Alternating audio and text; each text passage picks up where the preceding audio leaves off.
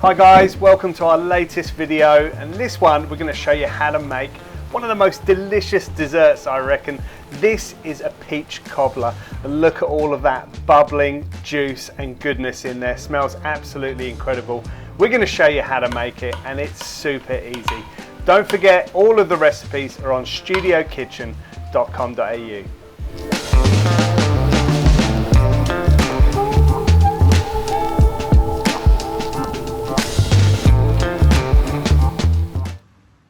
Okay, let's get started. These are the ingredients you're going to need, and for the recipe and the method you can hop online.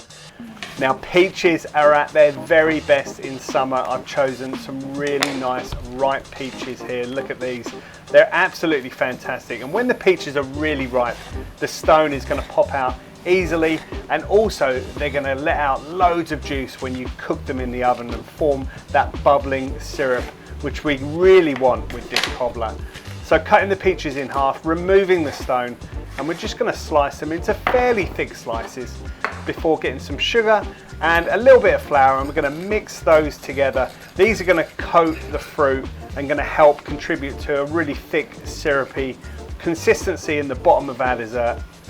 Adding the fruit into a bowl and then adding that mixed flour and sugar together and just gently coating all of the fruit with that dry mixture, adding it all in there, and just trying not to damage the fruit too much, but mixing it all together before adding in vanilla. You could use fresh vanilla. We're using vanilla paste here, and already the smell is absolutely incredible. That's our fruit ready to go, and we're just going to leave it to sit while we make the topping. This is the cobbler topping, a bit like a crumble. Into a bowl goes flour, a little bit of sugar, baking powder and salt, and then we're just going to use a spoon to mix it all together. And when that's done, add in your cold diced butter and put it into the dry mix, and then just using your fingertips. You could do this on a machine, but I love to use my fingers. It gives me feedback. I'm coating the butter with the flour, and at the same time using my fingertips just to kind of press the butter, and you're going to kind of form a bit of a shaggy consistency. You're trying to eliminate all of those butter lumps and trying to incorporate all of the dry ingredients into the butter, so eventually you get kind of a coarse sandy texture, and that's exactly what you want. A few butter lumps in there, doesn't matter too much. You're going to add in your cream. This is cold cream as well, and then just bring it together with your fingers.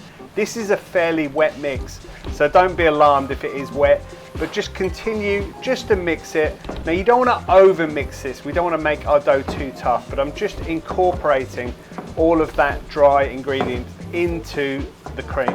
And as you can see there, I've got a really soft consistency of a dough. I've got an oven proof dish now, and I'm just going to put all of that fruit into the dish, scraping in all of that syrup as well that's formed, and just going to push it down together with a spoon, and that's our fruit base. Now, the topping, we've just made that.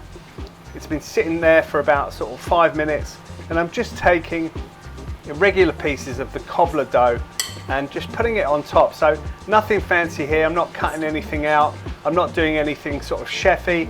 I'm just pushing in bits of that dough on top, and I'm kind of forming like a cobble street, I guess, and that's maybe where they get the name from.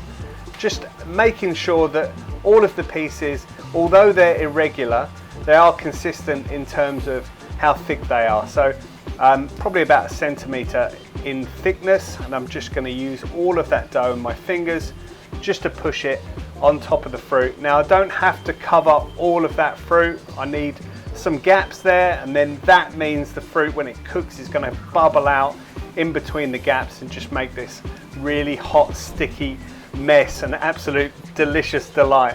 All of the dough has been used there.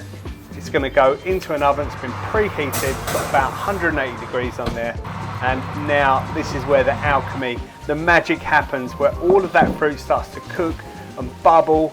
Taking it out of the oven, it smells incredible. Look at that bubbling on the sides. You know that's going to be nice and juicy, and I can smell the aroma of the peaches and the vanilla. Look at that, it's golden brown on top. Absolutely amazing. Really easy to make as well. And there's one thing for it now. We need to serve it up. So I like to serve this up nice and hot. You could serve this cold as well, so you can have leftovers after that, but I think the real best portion you're going to get is when it just comes out of the oven, and just spooning it into a bowl. Look at that, absolutely amazing.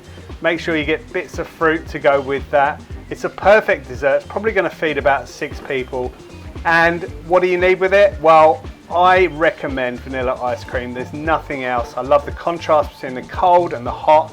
I'm using an ice cream recipe from Studio Kitchen, or you can use store-bought. Check it out. Absolutely fantastic. This is one of my favorite desserts. I hope you give it a go. Make sure you buy fruit in season, make sure it's ripe. You could use nectarines instead of peaches for this, it's entirely up to you. You can even throw a few strawberries in there. Whatever you do, make sure the fruit is ripe and juicy, and you're gonna get that bubbling, sticky syrup. Absolutely delicious. Give it a go.